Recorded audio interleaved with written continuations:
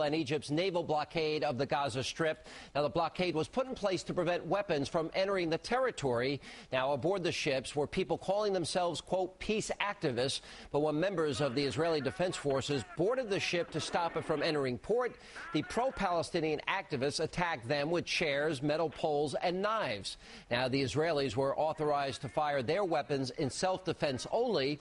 When one soldier was thrown down 30 feet to a lower deck on the ship and another was hit in the head and trampled, well, they did so. 9 of the pro-Palestinian activists were killed in the ensuing gunfight. But the activists are apparently not deterred. Now, organizers of yesterday's flotilla mission say they are sending another ship, the MV Rachel Corrie, to break the Israeli-Egyptian blockade. Now, it is set to arrive in Gaza waters tomorrow, and according to the Toronto Star, it carries another 15 pro-Palestinian activists. Now, that vessel is named after Rachel Corrie, the anti-Israeli activist who was killed in 2003 by an Israeli tank as she tried to obstruct its path. Now, she is seen here burning a mock American flag. Now, I don't think you have to be a Middle East expert to figure out the intentions of the Rachel Corrie vessel and their passengers. So with Israel under attack, will the Obama administration stand by their promise to Israel that they made on the campaign trail? Joining me now with reaction to all of this is Arizona Senator John McCain. Senator, all right, Israel's hit with thousands of rockets. Israel decides to put up a blockade so they can't send reinforcing weapons to the people that are firing rockets at hospitals and pizza parlors and neighborhoods and schools, etc. Israel has a right to self-defense. Israel warns this vessel not to go in. They've allowed humanitarian aid in. Israel protects itself, and Israel gets worldwide condemnation.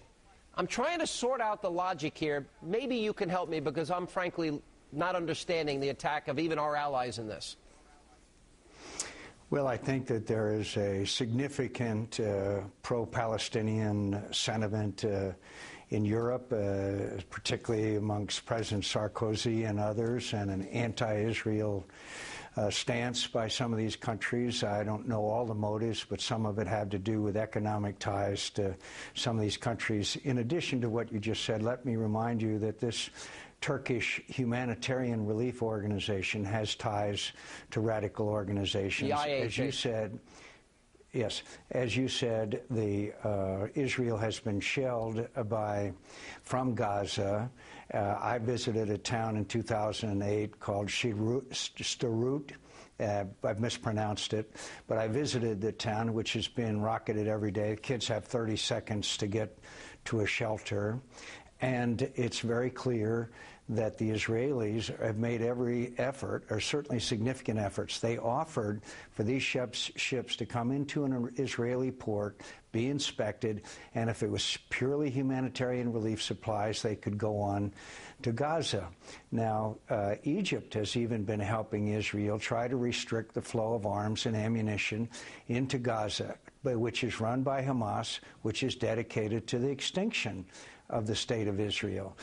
Put ourselves in the position of the Israelis if, say, a country on our border were doing the same thing that Hamas is trying to do and has shelled Israel without provocation. And as Mona Sharon pointed out in a great column today, in the first 3 months of this year, 95,000 tons of supply were transferred to Gaza once they determined that they weren't arms for reinforcements. As you point out, Hamas controls Gaza. Hamas is a terrorist organization. Hamas is dedicated in their charter to the destruction of Israel. So the question is, why did this group purposefully provoke this when they were told that they could supply humanitarian needs to people if only they would allow inspections? Why did they do it?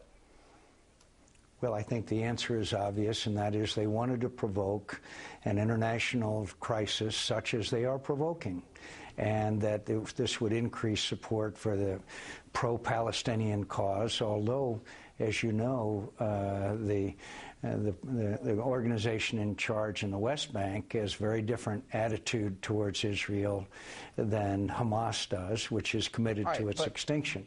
So what I think is they wanted to provoke an international incident and possibly a crisis. to bring more pressure to bear against Israel. But this is another step in a chain of unfortunate events, beginning with President Obama's insistence that there be a freeze as a precondition for peace talks, a freeze on settlements in Jerusalem. Jerusalem is the capital of Israel, Senator, not a settlement. More importantly, I'm concerned about the world's reaction. I'm concerned about the lack of support from the United States of America. There seems, here we have 200 countries condemning Israel, but yet the United Nations still has failed to condemn North Korea for sinking a South Korean ship. So I'm trying to understand, where is this administration? This president said during the campaign, I'm going to roll this tape, the following about his support for Israel. Our alliance is based on shared interests and shared values. Those who threaten Israel threaten us.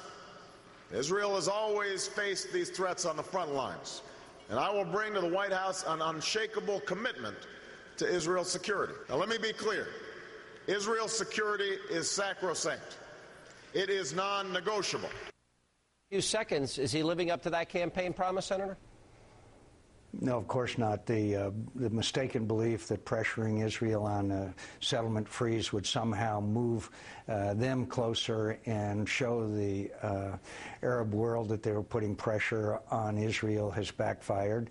Keeping the Prime Minister of Israel waiting in the White House while he went up to have dinner with his family and then come back down is, well, you can apply your own description to it. And the fact is that this nation has stood by Israel, and now people around the world, including Israel's enemies, are not so sure. All right, Senator, thanks for being with us. We appreciate it. We'll continue to follow the story. Let not your heart be troubled. When we come back, the great